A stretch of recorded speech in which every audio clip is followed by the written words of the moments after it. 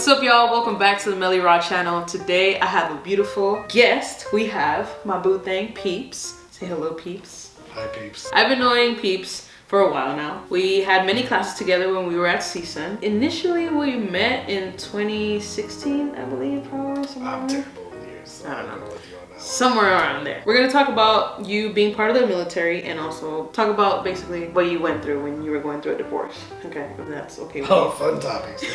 But like I said, I always tell my guests, you know, if you don't feel comfortable in answering any of these questions, you don't have to. But yeah, I hope you're ready to answer all. You know me better now. Let's go. Alright, so we're gonna start off with, what's your name, where are you from, and what do you do for a living? My name is Peeples. Where I'm from is complicated. I was born in Germany, moved out here, been from LA and Vegas, back and forth from there. Wow. So yeah, that's a little complicated. My job, I deal with executive level complaints. Basically, I get yelled at for a living, so it's fun times. If anyone else wants to yell at him. I got big ears for a reason. I'm good at listening. So come on, I got a shoulder too. It's nice. Period. Before we get into the juicier questions, I wanted to start off by talking about your younger self. I know you served in the military at a very young age. At what age did you serve, and which branch were you a part of? I joined when I was 19. So yeah, basically out of high school I joined, and then I was in the Army, U.S. Army, field artillery. Basically, I blew up stuff. Basically, field artillery is tanks but long range. So we shoot you could shoot up to a mile, 2 miles. So I never really saw too many things blow up, but that was my job, was to blow things up in a distance. So did that. I was in there for 4.5 years.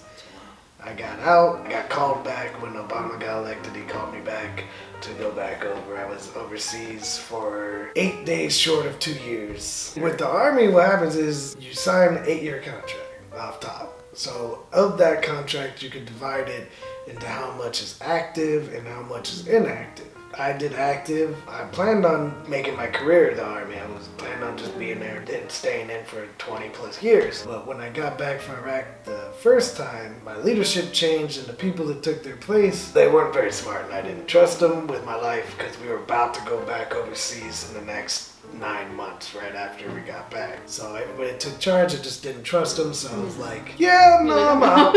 I'm out, nope. But I still had four some odd years left on my contract, so they could call me back at any time. I could either do the reserves, which I was like, nah, I'm okay.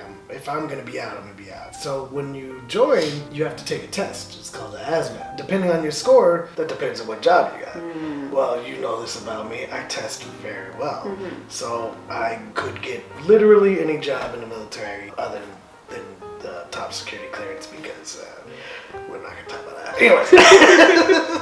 So I could get any job. So they were like, oh, you can do finance, you can do medical fields, all these things. When I was like, nah, I can't be behind a desk, and I can't be a mechanic because I don't want to be a mechanic. So what do you got? So they showed me all the different combat jobs, and they showed me this video of field artillery where things were blowing up. And I was like, blowing up stuff.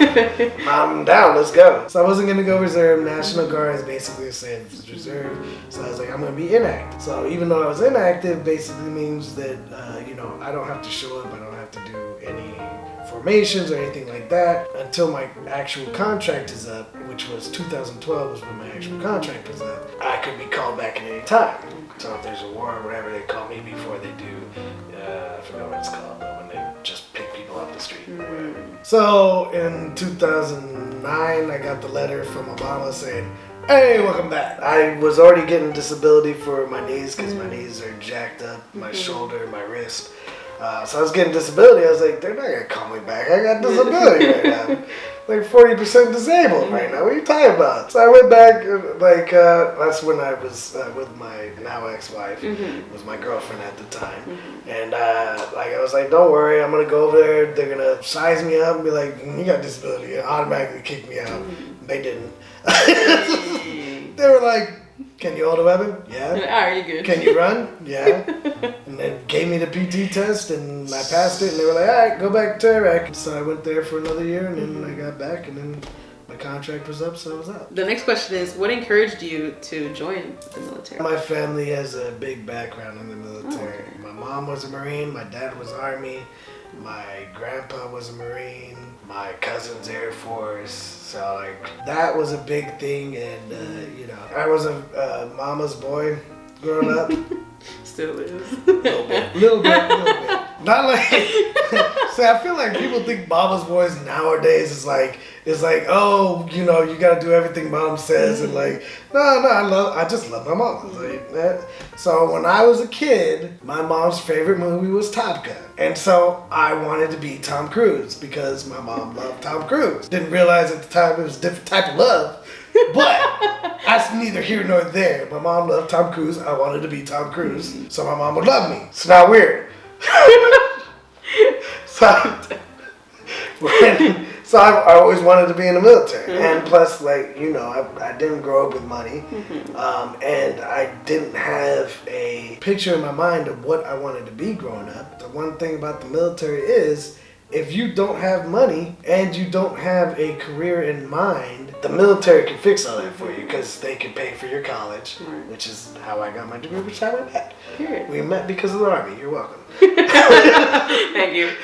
Shout out. So they help you through that, and they can set your career. Like, if you want to be a doctor or whatever, you can join the Army, go into the medical field, get training and schooling at the same time. Now you got a better chance to succeed in your career. So I wanted to be Marines.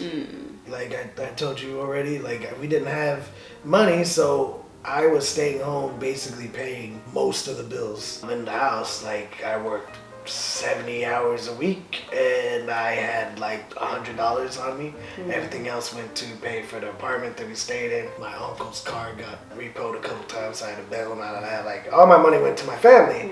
And so the Marines were like, because I did not graduate from LAUSD, I graduated from homeschooling because like I said, I got kicked out. That was the thing we weren't going to talk about. Yeah, we're not talking about that. I got kicked out of high school, got kicked out of continuation school, went to graduation school. Wow. Got my homeschool in 3 months and then I was out. But Marines, they have this waiver program where basically only a certain amount of people of that type can get in at a certain time. So they were like, you're going to have to wait a year to get in. And I was like, if I don't leave now, I'm never going. Right. So I was like, okay, let me go to the Army. Army was like, come on in.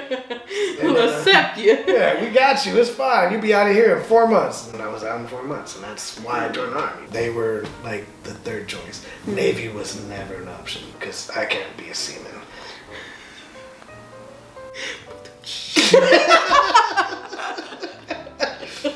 It was like, if anybody calls me a seaman, they might get hit in the face.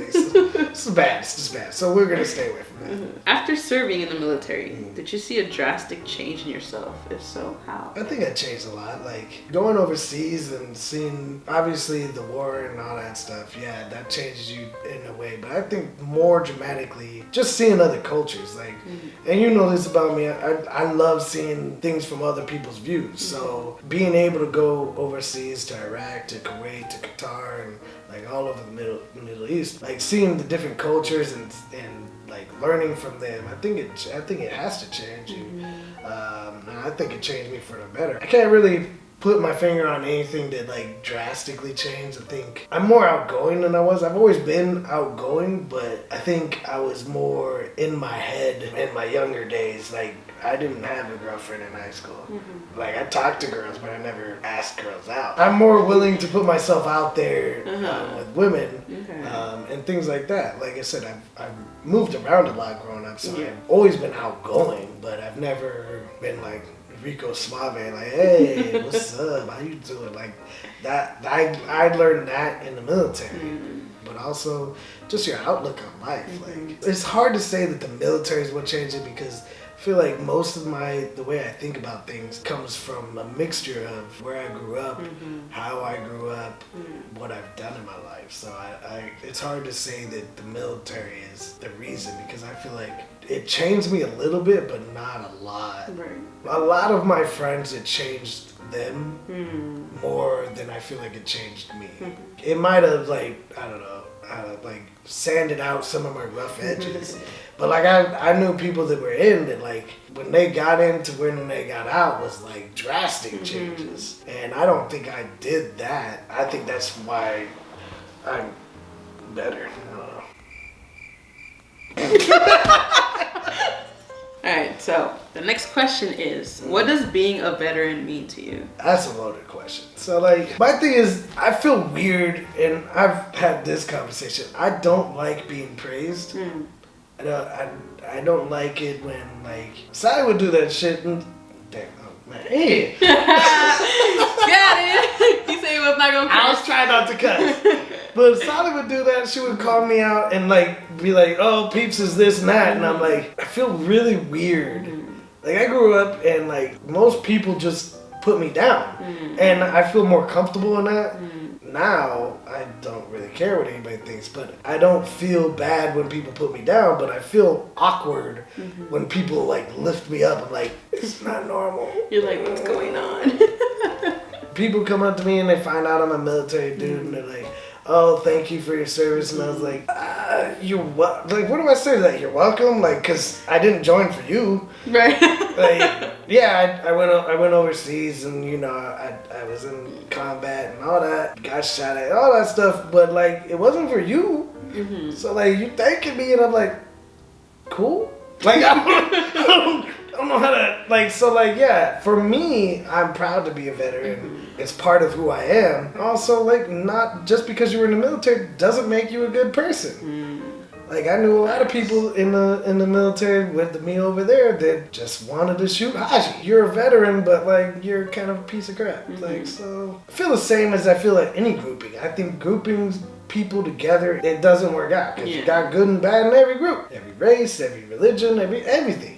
Like, it doesn't matter. I don't like being put in those groups. I'm proud of my history, of what I did, and all that. Even though I did it for my country, I did it for me, didn't necessarily do it for you individually. Right. I appreciate the fact that you appreciate me, but I don't know how to respond to that. I don't need nobody's approval. Y'all just continue to put me down, be like, hey, shorty, what's up, bro? I like you. You're not short, bro. I'm 5'7". That's not bad. That's not bad. That is so. It's like it's not that small. Like, oh, come on. It's average. It's not anymore though. Average height is 5'10". It's not bad. 5'10" is average, so I'm technically short. I'm short, but I'm funny. So. Period. And that's what's important. Yeah, it's not, but it is. Yeah, we'll just. Enough of the military talk. Are we done with that one? Okay. We are done with that one. Oh, now to the really fun stuff. Now to the fun stuff. Okay. I've got a headache. Even though you say you don't like people saying thank you to you, I am gonna thank you for being an amazing friend. So thank you for that. Now we're gonna talk about the juicy shit. When we met, which was probably around, like I said again, like around, I guess 2016, it was before 2017. 16. It might have been 15. Something like that, right? 2015, 16, somewhere on there. So, was that around the time you were going through your divorce, or was this before? No, my divorce was 2017. So that's why I said I knew you before the divorce. But when we met, that was kind of like the downfall of my divorce. Yeah, I had a feeling. I was like, I'm trying to remember. The first party I had was right after the divorce. So my divorce was July 2017. How long were you with your ex-wife? We got together basically after I got back from Iraq. So I knew her in high school. She didn't like me in high school. She thought I was arrogant. So she wasn't into me. When I got back from Iraq, I came home, and then one of my friends was having a party, not for me, just a random party. And so he was like, dude, come through. So I came through, she was there, and I actually rekindled with her while I was in Baghdad. I created a MySpace. You know, back in the days. MySpace? Yeah. I remember that. So I created a MySpace, and I was bored, and I just hit up everybody that I saw from school. She was one of them, and I was like, hey, you pretty, what's up? She goes, oh my God, blah, blah, blah. She thought I looked like Malcolm in the Middle. She's like, oh my God, you're the guy who looks like Malcolm in the Middle. I was like, yeah, sure. Sure, whatever. So we talked like Not very much, but a little bit. And then so when she was at his party and I was there, she's like, "Oh my God, you're back!" And I was like, "Yes, I am." And then like she had a boyfriend, so we were just talking or whatever. And then like I had to go back to Texas, which is where I was stationed. And then while I was over there, she was like, "Yo, I just broke up with my boyfriend, blah blah blah." And then she was like, "You want to go out?" And I was like, "Well, I'm like halfway across the country, Facts. Like, but I'll be back in September, so it's whatever." Because this was like, I don't know, like February, March, something like that. I was like, "I'll be back home in September, we can talk then." A month later, she flew out to Texas to come see me. Wow. Yeah, and so we hung out, and like then after that, it was like every once a month she would come out and see me. So we were dating, and we dated for 3 years, and then that's when I got called back for the Army. And then so when I found out I was going overseas, we had been dating for 3 years. We had been talking about moving forward. You know, if we get married, then I'll make more money, this, that, and also if anything should happen to me, because I am going overseas, then you get my life insurance, so you'll be taken care of. So we got married, but it was like in the drive-through in Vegas marriage. Like, beautiful. Yeah, it was very... Elvis is like, yeah. I'll pronounce you. Nah. We literally drove to Vegas. My best friend lives in Vegas. He still lives in Vegas. So we drove to Vegas, went to the cheapest whatever. It was literally a drive-through. We were standing in the driveway of the drive-through, like the window. We weren't even in the car, just in a driveway. Me, her, my best friend, his wife, Reverend, whatever, behind a literally like the drive-through window at a Wendy's type thing. And then a limo comes up, almost runs us over. And then I just, at that point, I got a case of giggles. So if you don't count the year that I was overseas, with that was 7 years, so 6 years. When we got divorced, everybody came to me, they were like, "What happened?" I was like, it just wasn't working out no more. Keep it simple. I'm not going to go into details and the whole details and all this, and then they'll be like, "Oh, well, she said this. She's probably right then. If you want to believe her, she's probably right. That's fine." I'm not going to sit here and try to badmouth her.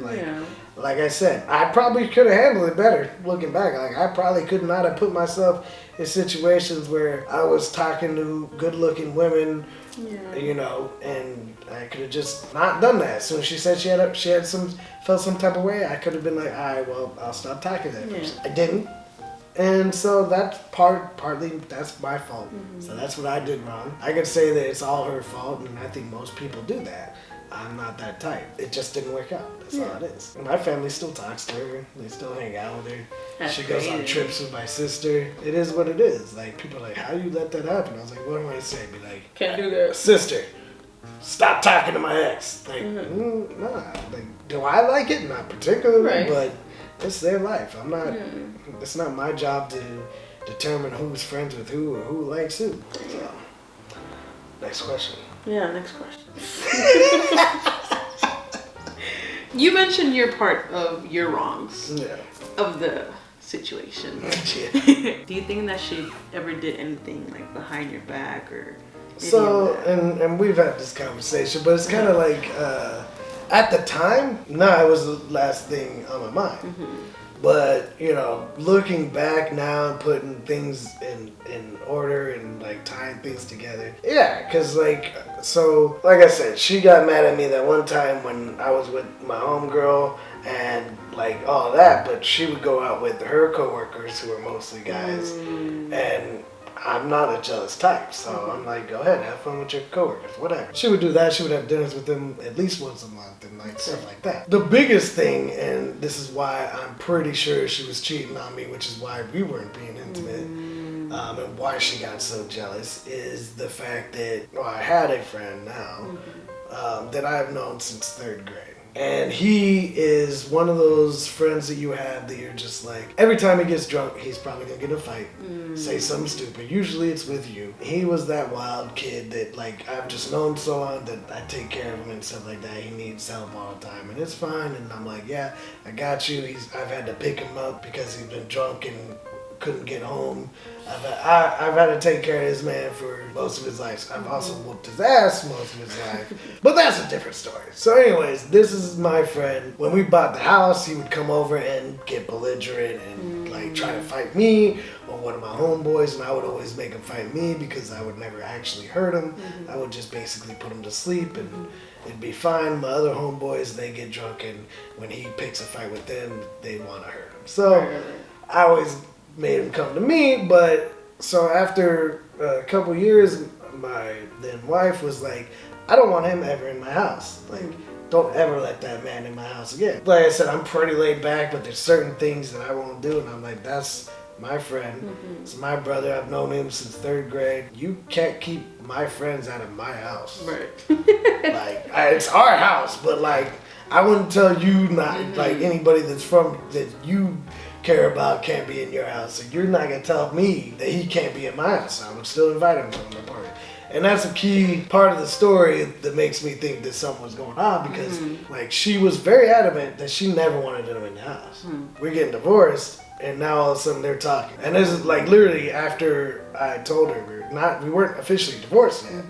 I just told her we were getting divorced. Like at the time, it wasn't nothing. Like we had a pool table in the backyard. He helped me put it together.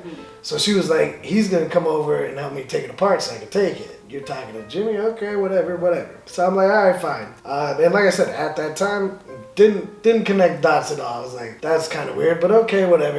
Maybe she just reached out to him because he helped me put it together. He would know how to take it apart. Okay, fine. Then all of a sudden, like, we're a couple months past, and now he's calling me up, talking about he's gonna whoop my ass and this and that. Like, I'm doing a good lady wrong and this and that. Mind you, he's married too, and he's calling me up, talking about, and I'm like, okay, bro, like, but yeah, you know where I live, come through, whatever, we can handle this. And so, like, that was already like, oh, what the heck's going on there? Weird. So we get divorced. Now I find out that he's getting divorced too, and his mom signed over her house to him, but under her name. So his mom basically gave my ex-wife the house that they've lived in for 10 plus years. That's fucking insane. And now she's living there with him. Best friends, huh?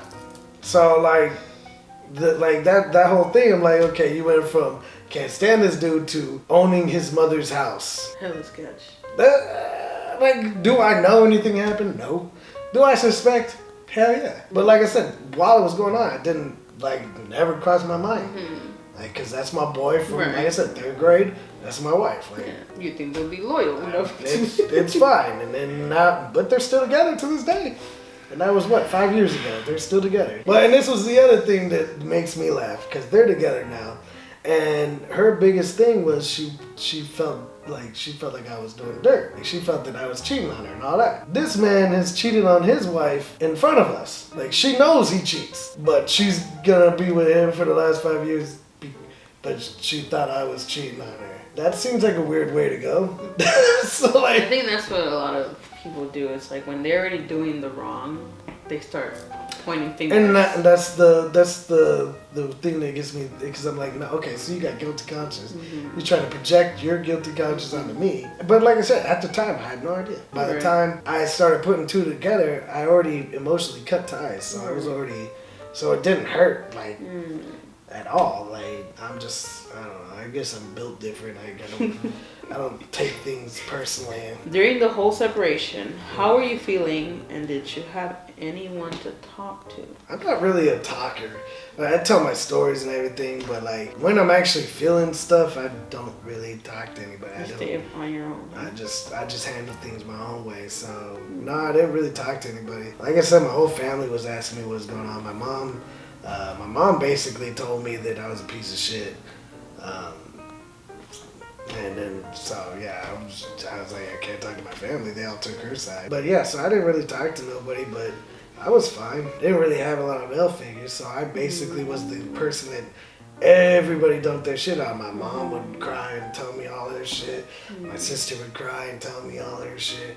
So like, that's just what I'm used to. I'm not used to confiding in anybody. Yeah, so, because everyone would just come to you and you never have basically time to let it out yourself, because I feel like... And it's like, so the only people that I would talk to are like my boys, and the problem with guys is we don't talk about our emotions to each other. It's basically, you good? Facts. Yeah, I'm good. All right.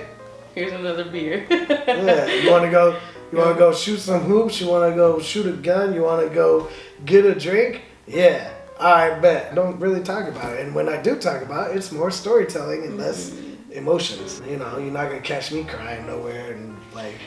I'm going to keep that in there because you never know. Funniest crying story. This is a little off topic, but when I was in the military, I was home alone in my barracks flipping channels, and I'm a little romantic. Don't tell me you were watching a movie. Notebook. Oh my God! Come get this man a girlfriend. Look, I'm a romantic. I've always wanted like the storybook romance and you know, love for life and you know all that good stuff.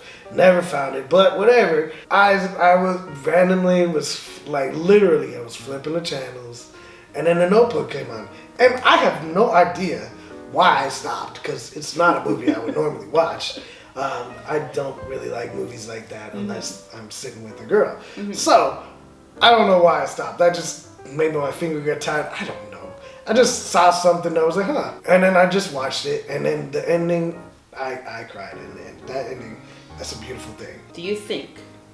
Not usually. Damn, never mind. Next question. Fuck, no, I couldn't say it, asshole. You want me to read it? No, I got it. Do you think now finding the next person will be hard to trust them due to what you went through with your ex? No. Why not? And this is another thing, like, I'm not normal. I think I've established this already. Clearly from all these damn questions. I'm not normal. I'm not built the same as everybody else. Like, this is partly why I don't understand why people get mad about certain things, because I'm a romantic. I don't believe in going in half-assed. Like, I'm not gonna guard myself, because if I guard myself, then that's preventing something from happening. Like, me and this girl, we meet, and I just project all of my past onto her. I'm not giving her the chance to be the person I want her to be. I'm basically limiting what she can be. It's just not healthy. It's like one of those things. Like I'm the type that I don't forgive, but I'll let it go. If you go in like, okay, the first mistake, then I'm out. Like, you have to learn each other. So if you are just like cutting people out, no, it's a difference between like a automatic no. Like I said, if I can't talk to you, it's automatic no. Like, if we can't go out and just have a nice conversation, it's not gonna work out. That's automatic now. But if you're gonna say, okay, I was cheated on, then now anything that they do, you're just automatically assuming they're cheating. Like, okay, well, they're out with their friends, and they didn't call me like right now, or they didn't answer the phone. He's cheating. So if you're just gonna assume everything, then you're kind of not giving the relationship a chance. You're not gonna find the beauty in things unless you risk getting hurt. It makes you who you are. It's going to affect you. Everything in life affects you, but you can't let it build a wall around your heart, because then you're just gonna go throughout life without love. So, any ladies out there? 5'7", take that dude. 5'7", all right. All my friends tell me to be like, how are you single? And I'm like, I don't know, I'm short and white. That's all I got. And it was like, but you got your own house. You got jacuzzi. Like, you're making good money. You got all this. Yeah, but I dress in shirts that say, this is what awesome looks like. I wear Skechers. I don't wear, like, I wear Nikes and stuff, but I wear my Nikes to play basketball. Like, I don't go out flossing. I don't have chains. I don't have watches. I'm not wearing designer clothes. Like, that's what most women, they see. They're like, oh, well, he dresses nice and he's cute and everything. Let me go talk to him. And then he's broke and got no money, and you're like, well, damn. Well, damn, but you look good. What the fuck? And then I look like this, and I don't give a damn how I look about to nobody. I don't care, but got my own house, got my own car, got a jacuzzi in my backyard. Did your views on marriage change, and do you think you'll get married again? Funny thing, my views didn't change, but that's only because I don't really believe in marriage. Okay. I believe in the soulmate, not marriage. Period. Marriage is literally just a piece of paper. Right. It has zero meaning because more people get divorced than stay together. So I don't think marriage actually matters. So am I looking to get married? No. Will I? I think for me, like I said, I didn't believe in it. If you're in a relationship, you love each other, you are loyal to each other, then that's really all that matters. What are some things you would want from the next person you're with? The only thing I want is somebody that, that loves me, that wants me as much as I want them. In a relationship, the only thing in my head that changes between a good friend and a girlfriend is the intimacy. That like shows affection and is like into me as much as I show affection as into them. I don't want to feel like I'm putting all the work in, and obviously they shouldn't have to feel that from me. I'm not a needy person.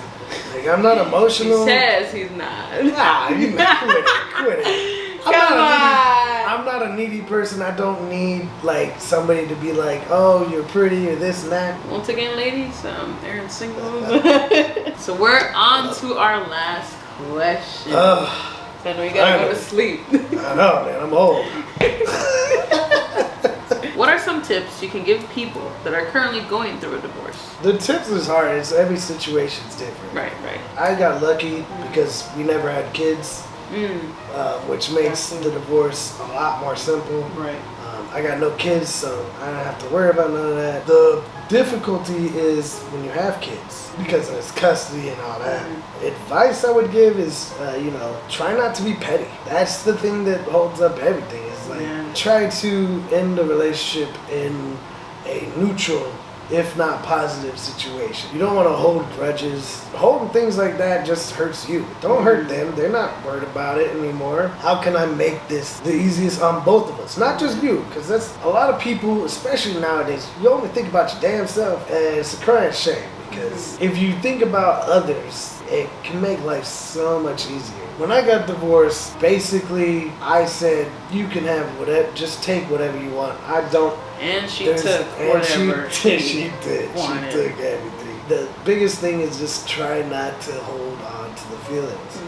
If you can do that, then it will make everything so much smoother. I don't want them to have this. It's not that I want it. I just don't want them to have it. It's like selfishness. Yeah. It's like, I just don't want them to have it. And then they think the same way. And then it's like, now you guys are fighting not over things you want, but just over things you don't want them to have because you don't want them to be happy. The more you keep, the more you're just going to bring yourself down. That was one of the things that I actually learned in the military. There was a point in my life where, and I think my dad lives in Nevada right now. There was a point in my life where I told my father that if he stepped foot in California, I would literally kill him. Not figuratively, like literally, I would murder that man. And when I went to Iraq, and maybe it was because of the situations I was in and everything, I came back and I was like, you know what? I'm not mad at him no more. Like, I have no interest in talking to him. I have no interest in having him back in my life, but I have no ill will towards him. Right. I don't want anything bad to happen to him. Right. Don't necessarily want anything good to happen to him, but and that's that. Going from just anger to neutral is such a big step in your mental well-being, because the less hate you have in your life, just the less misery you have in your life. If everybody can go through life like that, then, like I said, you'll be able to be more happy. I think definitely less miserable. I agree with that. All right, peeps. Well, I just want to thank you for taking this time on doing this interview with me. Very grateful that you were able to open up about these things. It's not an easy thing to talk about. So thank you for your time, and hopefully I get to see you in another video. I do have some videos planned out for us. So I've told you from day one, like, I feel like we had a connection from day one. And I told you, I was like, yo, your family already, as soon as you step foot in my house, your family. Yeah. And I would literally do anything in my power for you, and love the shit out of you. So. I love you too. That's what I said. Like, ain't no problem being in any of your shit. You gonna get me all emotional? You're like, fuck. You shouldn't have asked me that. But thank you for having me. No, of course. I got you. And thank you for having me in your home too, But yeah, thank you so much. And thank you to everyone who's watching. Is there anything you want to say before we end this video? Click like and keep watching. Period. Look at that. But yeah, thank you guys so much for watching. Please subscribe, like this video, and comment what you liked about this video. And once again, thank you, and I love you, peeps. Alright, just remember, she likes praise, so you can talk good about her all the time. Oh gosh. Put like trophies on the bottom. It's for Aaron. That's for Aaron. Tell her how amazing she is. She'll like that. But yes, thank you guys so much, and I hope you guys have a beautiful day. Much love.